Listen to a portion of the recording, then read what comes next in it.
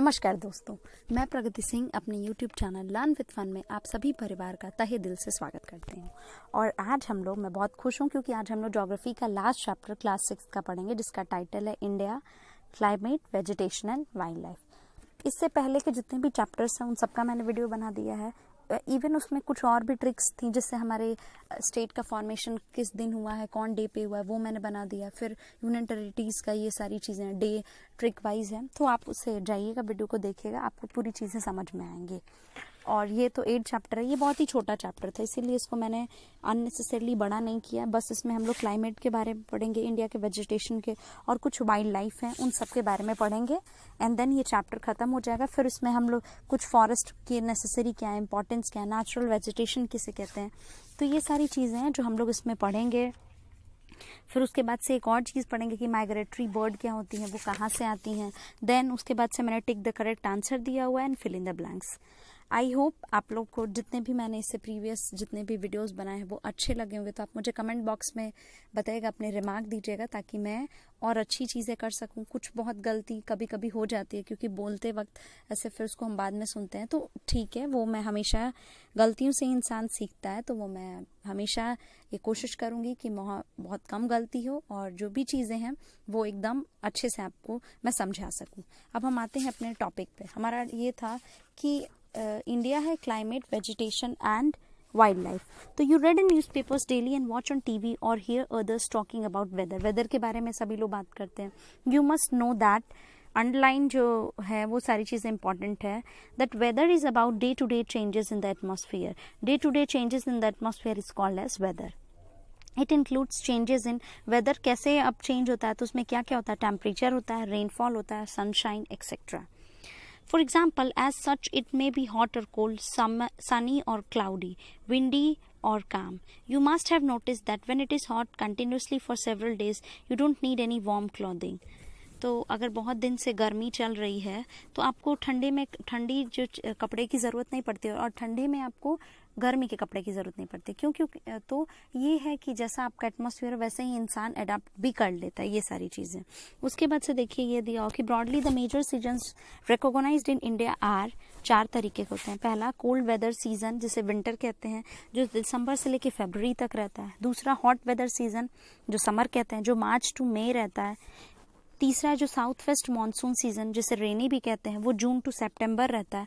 और चौथा जो है सीजन ऑफ रिट्रीटिंग मानसून है, जिसे ऑटम कहते हैं, जो अक्टूबर एंड नवंबर में रहता है। तो इस तरह से हमने जो मेजर सीजन्स थे जो कि इंडिया में रिकॉग्नाइज्ड होते हैं उसको पढ़ लिया। अब आते हैं अपने कोल्ड वेदर सीजन और विंटर पे। During the winter season the sun rays do not fall directly in this region, as a result the temperature are low, quite low in northern India. तो नॉर्दर्न इंडिया में quite low होता है। फिर hot weather season summer था। अब देखिए, अब आगे हम लोग अपने तीसरे सीजन पे। तीसरा सीजन है हमारा साउथ वेस्ट मानसून सीजन और रेनी सीजन, यानी कि this season is marked by the onset in advance of monsoon.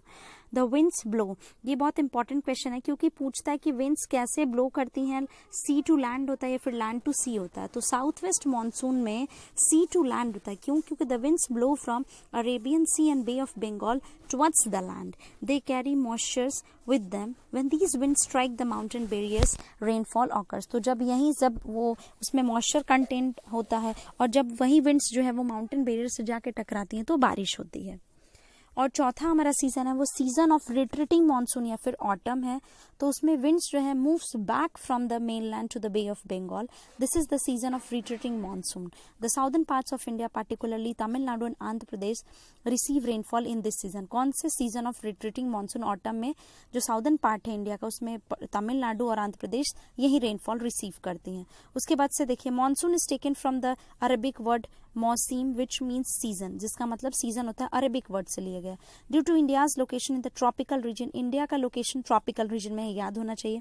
Most of the rain is brought by monsoon winds. तो जितने भी मानसून विंड्स के द्वारा ही विंड जो रेन होती है वो आती है।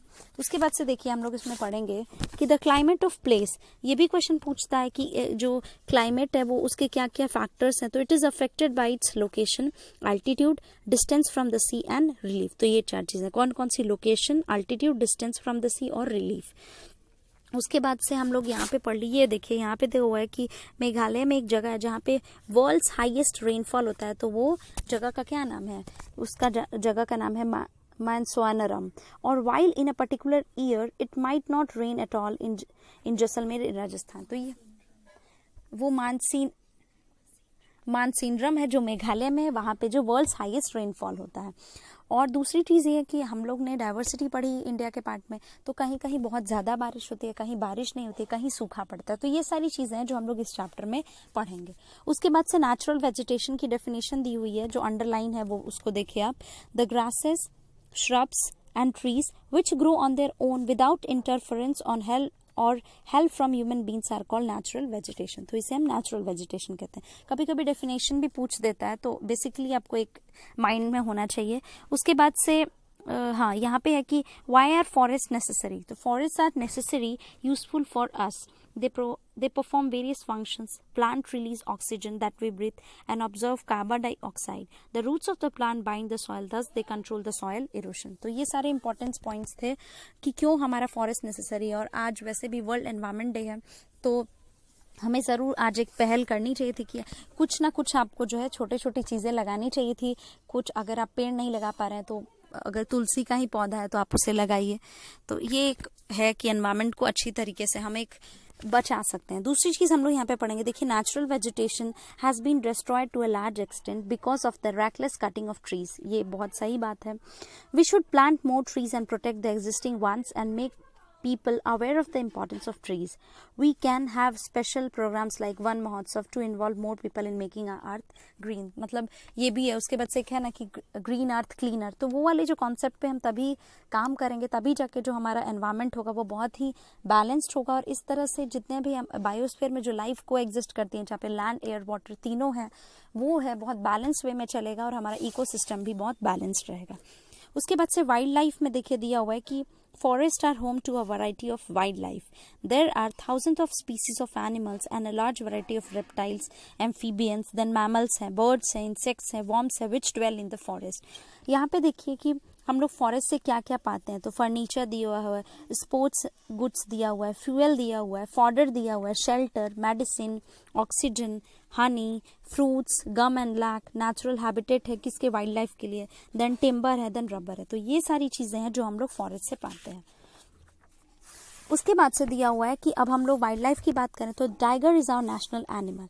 It is found in various parts of the country. ये क्वेश्चन जो है, जो अंडरलाइन है, वो बहुत इंपॉर्टेंट है कि गिर फॉरेस्ट कहाँ पे है। तो वो गुजरात में है। और किस लिए जाना जाता है, तो वो एशियाटिक लॉयंस के लिए जाना जाता है। देन एलिफेंट्स और वन हॉर्न डायनासोर्स हैं, वो कहाँ पाए जाते हैं, तो वो असम में पाए जाते हैं। Then elephants are also found in Kerala and Karnataka. Camels and wild asses are found in the great Indian desert and the run of Kutch respectively. यानी कि कैमल्स जो है ग्रेट इंडियन डेजर्ट में पाया जाता है और वाइल्ड एसेस जो है वो रन ऑफ कच्छ में पाए जाते हैं। दूसरी चीज कि wild goats, snow leopards, bear etcetera are found in the Himalayan region. Himalayan region में कौन कौन, wild goats, snow leopards, bears, ये सारी चीजें जो हिमालयन रीजन पे पाई जाती हैं। देन उसके बाद से यहाँ पे देखिए कि India is equally rich in bird life. Bird life में भी इक्वली रिच है वो। The peacock is our national bird. Peacock हमारा नेशनल बर्ड है। टाइगर हमारा नेशनल एनिमल है। Other common birds are parrot, pigeons, myna, bulbul and ducks. There are several bird sanctuaries which have been created to give birds their natural habitat. उसके बाद से ये वाली third paragraph पे आता है, there are several hundred of species of snakes found in India. Cobras and kraits are important among them.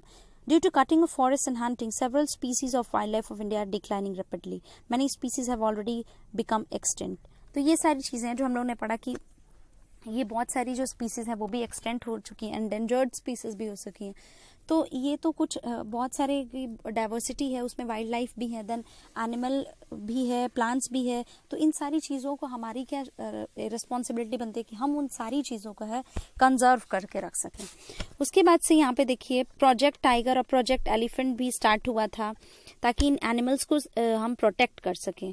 उसके बाद से ये अंडरलाइन है कि every year we observe wild life week in the first week of October. ये question भी पूछा था कि वाइल्ड लाइफ वीक कब मनाया जाता है, तो it is celebrated in the first week of अक्टूबर।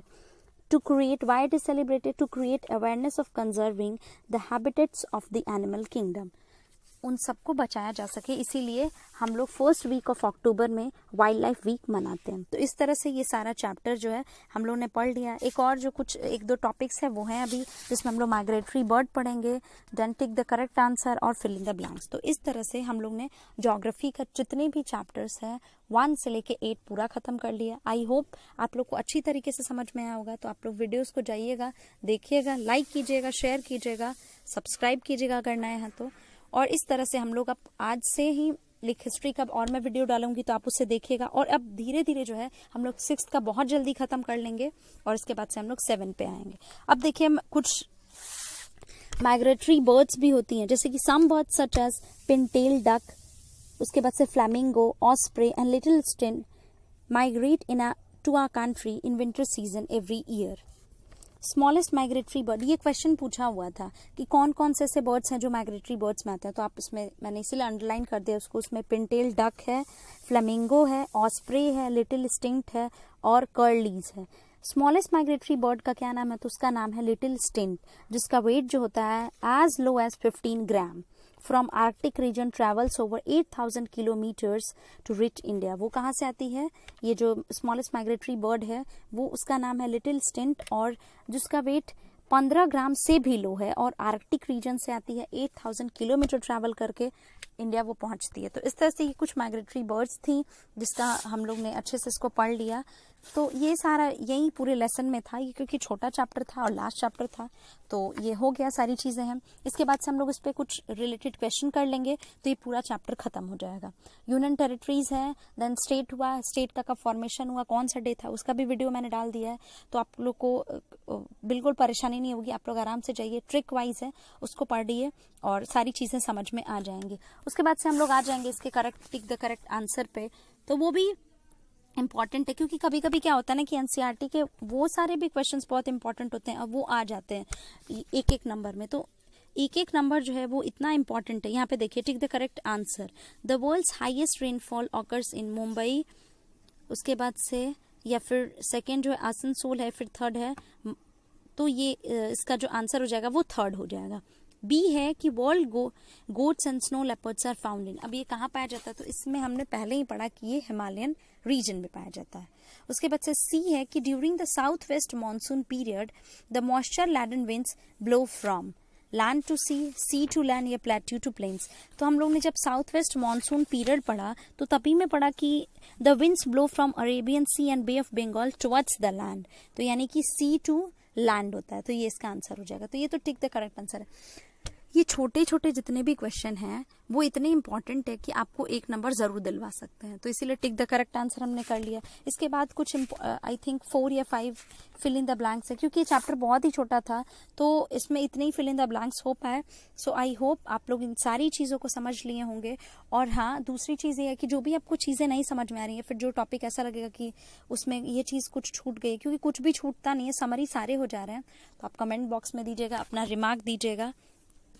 अब फिल इन द ब्लैंक्स हम लोग कर लेंगे और वो जो है वो भी ये सारे जितने भी चैप्टर में हम लोगों ने फिल इन द ब्लैंक्स किए थे फर्स्ट, सेकंड, थर्ड, फोर्थ में, उन सबको आप जरूर रिवाइज करिएगा क्योंकि हमेशा उससे एक ना एक क्वेश्चन जरूर पूछता है। इवन 2016 में भी इससे बहुत सारे क्वेश्चन पूछ चुका है, 16-17 में भी। अब देखिए, hot and dry winds known as dash blow during the day in the summers. तो उससे हम क्या कहते हैं? तो उसे हम लू कहते हैं। देन सेकेंड है, देखिए इसकी डेफिनेशन है कि hot and dry winds temperature becomes very high, hot and dry winds call लू ब्लो ड्यूरिंग द डे, तो इसको लू कहते हैं। सेकेंड है हमारा, the states of Andhra Pradesh and Tamil Nadu receives a great amount of rainfall during the season of dash. तो हम लोग ने पढ़ा था कि जो साउदर्न पार्ट ऑफ इंडिया है वो पर्टिकुलरली तमिलनाडु और आंध्र प्रदेश है, वो receive rainfall in this season, यानी कि सीजन ऑफ रिट्रीटिंग मानसून या फिर ऑटम।